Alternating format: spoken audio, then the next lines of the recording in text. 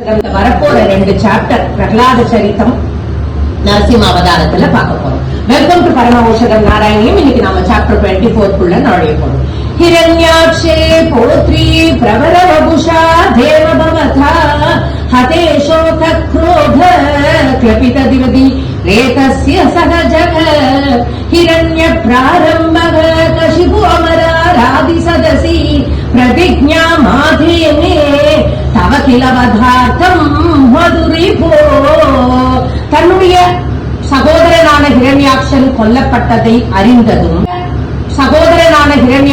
கொல்லப்பட்டதை அறிந்ததும் ஹிரண்யகசிபுவுக்கு கோபம், அவ்வளவு கோபம். அதாவது இந்த ஹரி என் தம்பிய என் சகோதரனை கொன்னான் இல்லையா, அவனை நான் வதம் செய்தே ஆவேன் அப்படின்ற ஒரு பிரதிஜை பண்ணிட்டான். அதான் பிரதிஜா மாதேனே அப்படிங்கிற பட்டது.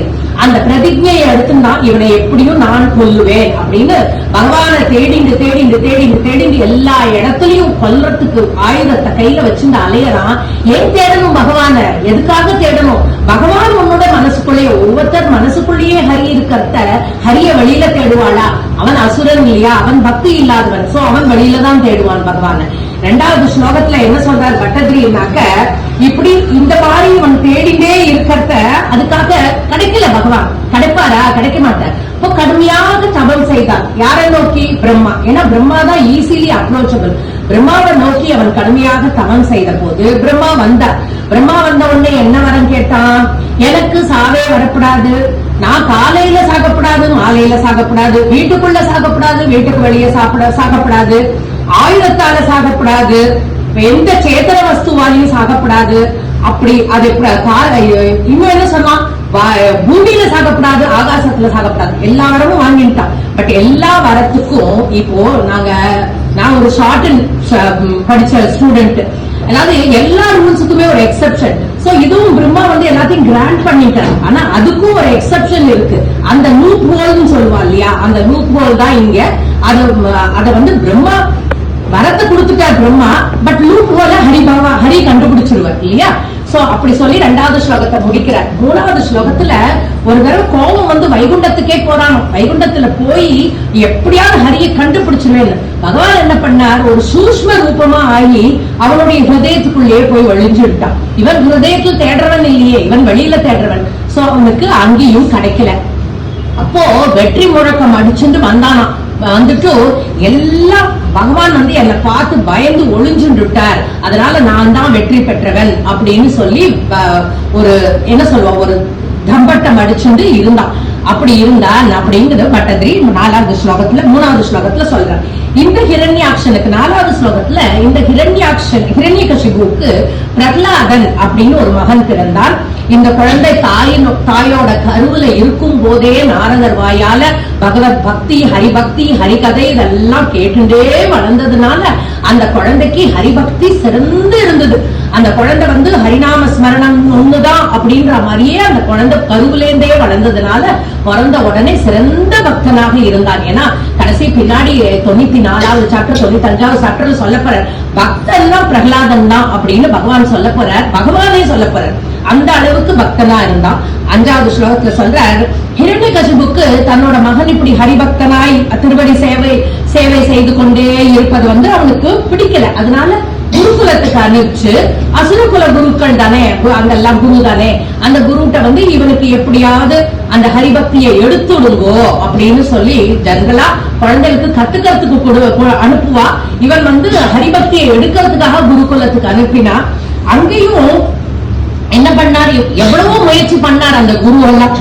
இவனோட வாசுதேவ பக்தியை எடுக்க முயற்சி செய்த போதும் அவர்களால் அதை செய்ய முடியவில்லை. வாசுதேவ பக்தியை பிரகலாதனோட மனசுல இருந்து எடுக்க முடியல.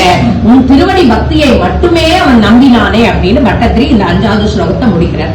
6வது ஸ்லோகத்துல சொல்ற, ஒரு சமயத்துல ஹிரண்யகசிபு பிரகலாதனிடம் கேட்கிறானா, நீ இதுவரைக்கும் என்னெல்லாம் கத்துண்ட அப்படின்னு கேட்டான். நீ கத்துண்டதுலயே உனக்கு பிடிச்சது எதுன்னு கேட்கும் போது அவன் சொல்றானா, ஹரிபக்தியே சிறந்தது, அதுதான் சிறந்த நன்மை தரும் அப்பா, வேற எதுவுமே நன்மை தராது. இத கேட்ட உடனே ஹிரண்யகசிபுக்கு எப்படி இருக்கும், பொங்கி அழறான். குருவெல்லாம் அந்த அசுர குருகுலத்துல இருந்த அந்த வாத்தியாரெல்லாம் கூப்பிட்டு டோஸ் கொடுக்கறான். அண்ணா இந்த மாதிரியா சொல்லி கொடுப்பேன் குழந்தைக்கு. அப்போ அந்த குரு சொல்றாரு, இது நாங்க சொல்லி கொடுக்கறது இல்ல, இது அவனுக்கு மனசுல இருந்தே வர விஷயம், அதனால இதை ஒண்ணும் பண்ண முடியாது அப்படின்னு சொன்ன உடனே பிரகலாதனை கொல்றதுக்கு ஏகப்பட்ட வழிமுறைகளை கையாளுகிறான். யாரு? அப்பாவே. ways and means to kill Prahlada. அப்போ 7வது ஸ்லோகத்துல சொல்றார், இந்த குழந்தைய என்னெல்லாம் பண்ணினான், சூலத்தால தாக்கினான், யானைகளை கொண்டு மிதிக்க செய்தான், பாம்புகளை வச்சு கடிக்க செய்தான், பட்னி போட்டு கொண்டான், மலை உச்சியிலிருந்து தள்ளி விட்டான், எல்லாம் பண்ணினான். ஆனா பிரகலாதனுக்கு ஒரு தீங்கும் நேரவில்லை. அப்படி என்ன ஆச்சரியம் அப்படிங்கிறார் பட்டதிரி. பாகவதத்துல ஒரு சின்ன விஷயம் இங்க சொல்றா. என்ன சொல்றான்னா, பிரகலாதன் எல்லாத்துலயும் ஹரி இருக்கார் அப்படின்னு பார்த்தான் இல்லையா.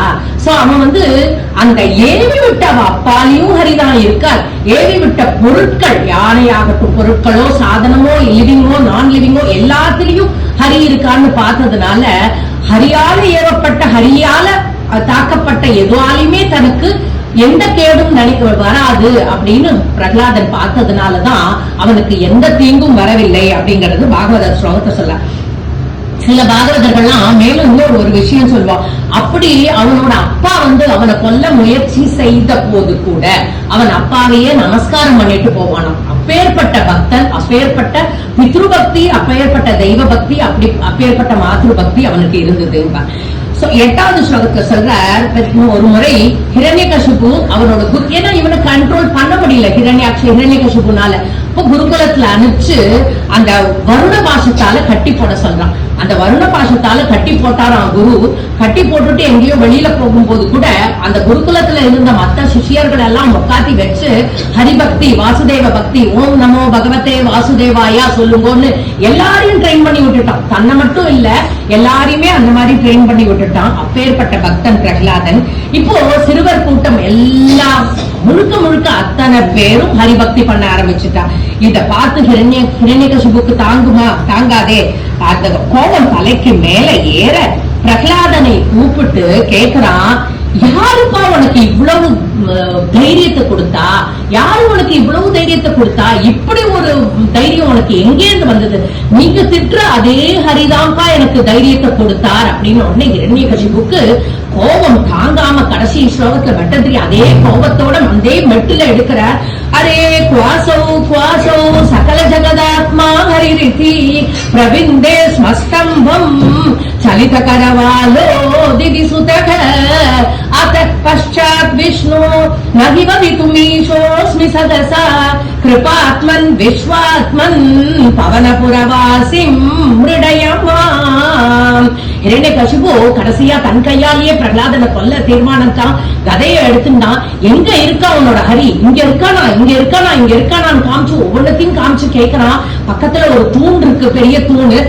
அந்த தூணத்தை பிரவிந்தே ஸ்மஸ்தம்பம், இந்த ஸ்தம்பத்துல, இந்த தூணுல இருக்கானா உன்னோட ஹரி இருக்கானான்னு கேட்டு, இருக்கான்ப்பா, இந்த தூணுலயும் அவன் தான் இருக்கான், உன்னுக்குள்ளேயும் எனக்கு அவன் தான் இருக்கான், எனக்குள்ளேயும் அவன் தான்ப்பா இருக்கான்னு உடனே அந்த கோபத்துல தன்னோட வாழான அந்த ஹிரண்யகசிபு அந்த தூணை ஓங்கி அடிக்க, அந்த தூணுல இருந்து வெளிவந்த உருவம் எப்படி இருந்தது தெரியுமா, என்னால வர்ணிக்க முடியலையே அப்படிங்கிறார் பட்டதிரி. அவராலேயே வர்ணிக்க முடியாது. இங்க நிறுத்தி அடுத்த சாப்டர்ல ஆரம்பிக்க போற அந்த உருவம் எப்படி இருந்தது, எப்படி தகதகன்னு ஜொலித்தது அப்படிங்கறத அடுத்த சாப்டர்ல ஆரம்பிக்க போறார். இப்ப நாமளும் இங்க நிறுத்தி அடுத்த சாப்டர்ல நரசிம்ம அவதாரத்தை பார்ப்போம். கோபிகா ஜீவன ஸ்மரணம் கோவிந்தா.